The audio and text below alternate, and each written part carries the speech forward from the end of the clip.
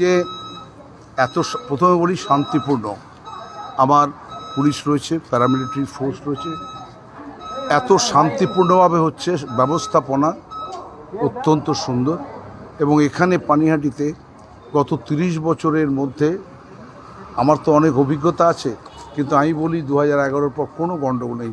CPM, Congress, BJP, Trinamool সবাই পুরো অধিকার, প্রত্যেকের পূর্ণ অধিকার, পূর্ণ দায়ের পূর্ণ অধিকার, যার ভোট সে দাও এবং সুন্দরভাবে দাও, কাউ কিছু বলার নেই। কেউ এখানে প্রক্সি দিচ্ছে না, নোবডি।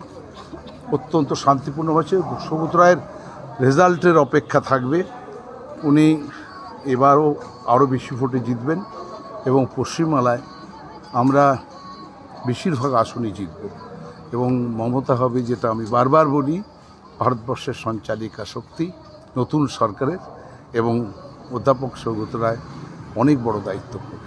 বলছি 29 নম্বর ওয়ার্ডে বিরোধী এজেন্টের বসতে দেওয়া হয়নি, ওটা মিথ্যা কথা বলেছে।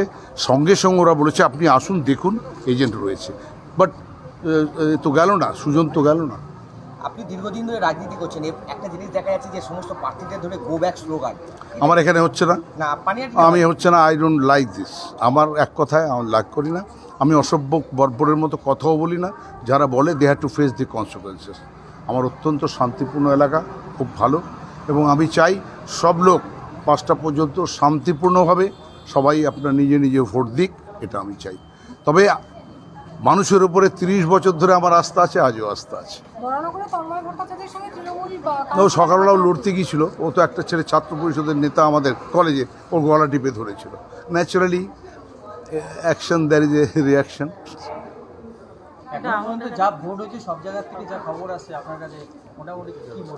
সব জায়গায় শান্তিপূর্ণভাবে ভোট হচ্ছে।